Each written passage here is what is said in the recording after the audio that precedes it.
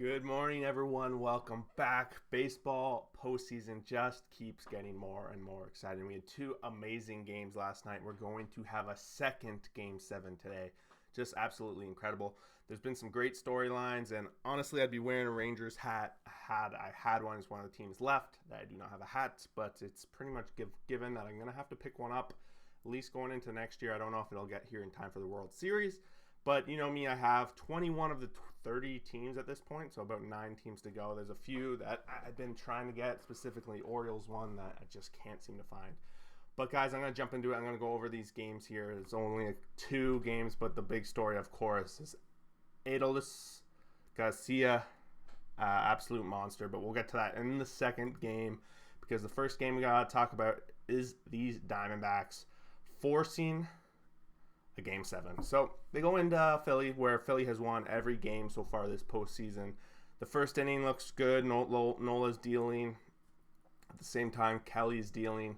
You think it's just going to be a pitcher's duel, but the D-backs, they strike first, and they strike quickly. Pham hits a solo shot, followed by Gurriel hitting a solo shot. And then we see them add on another run. So the Diamondbacks in this situation, they hit back-to-back home runs, and I believe I saw that as a record in terms of postseason back-to-back home runs for the Diamondbacks. I feel like I've talked about it multiple times now. It might be 3, it might be 4, how many times. Didn't research it, but they do, I guess, tie or took the record. But either way, it's important to know they are hitting back-to-back bombs at a clip that we don't see very often, if ever. So Diamondbacks take a 3-1 lead after 2. Nola looking a little shaky at that point. They start warming up the bullpen, but he does get out of it, and it's not until the 5th inning when he gives up another run there that they end up taking him out of the game, and the Diamondbacks have a 4-1 lead. At that point, they do not need to look back. Merrill Kelly closes the door, as well as the bullpen. They do add a 7th inning run as well. We see Kelly go 5. He had 1 run, 8 Ks, a few walks, so 3 hits, 3 walks. So every inning we saw some people on base. Phillies did not lack their chances in this game to score a few runs. They did have 6 hits and only managed to put in 1 run.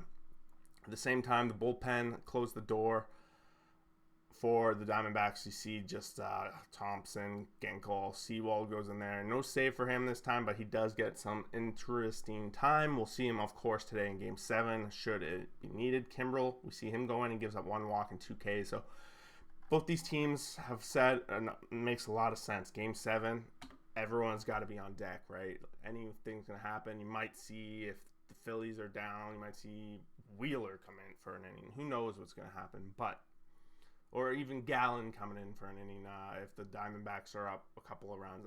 I don't think we're going to see probably Fott versus Suarez, right? That's would be expected. But yeah, this Game 7 is going to be going today. I don't remember what time, but we'll talk about that. Probably 5 p.m. Eastern, 8 p.m. East, or 5 p.m. Pacific, 8 p.m. Eastern, and that's exactly what it is. Moving on. The big Game 7 from yesterday, Texas Rangers 11, Astros 4. And the Rangers did not waste any time to jump out to a 3-0 lead in the top of the first. Seager got the ball rolling with a home run here in that first inning. And then we saw Garcia even pile on here. He got 2 home runs in this game, and he's the MVP clearly of the postseason of this series for sure. I even thought, like, honestly, Seager's had a monster playoff. Like, if you really look at these guys, 333, 1127 for Seager, and then Garcia 327, 1102. Like, these guys' numbers are very similar, but in this game here, 5 RBIs followed by the game before where he had a grand slam. So he's had 9 RBIs in the past 2 games. Just absolutely beasting for Garcia. Not a whole lot to say here.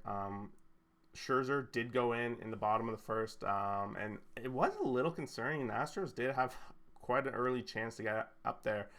Scherzer only went 2.2, giving up 2 earned runs, giving up a couple of Ks. He gave up a home run there to Bregman in that third, which brought them within 4-2.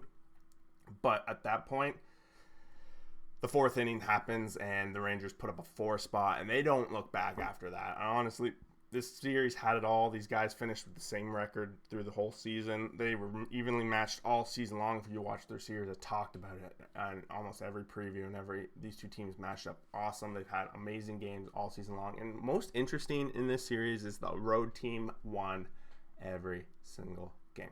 Out of hits, we had the Rangers with 15, the Astros with 12. So honestly, could have went either way. Altuve tried to get his team back, chipping a little bit away, ninth inning solo shot, but like they were already down 11-3. No differences were going to be made.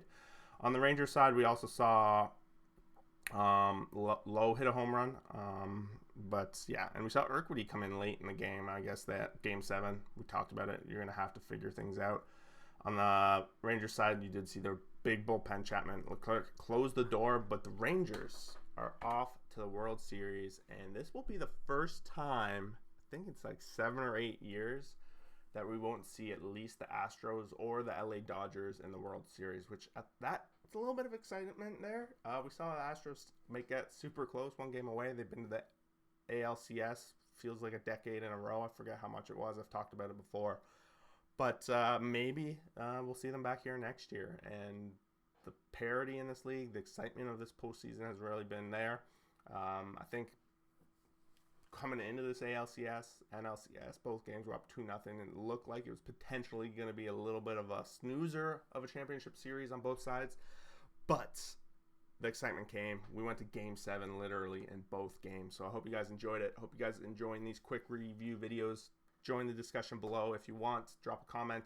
Otherwise, we talk about this. We have a Discord going. That's also in the description below. You can join that, and we'll see you there. Thanks for watching. Peace out.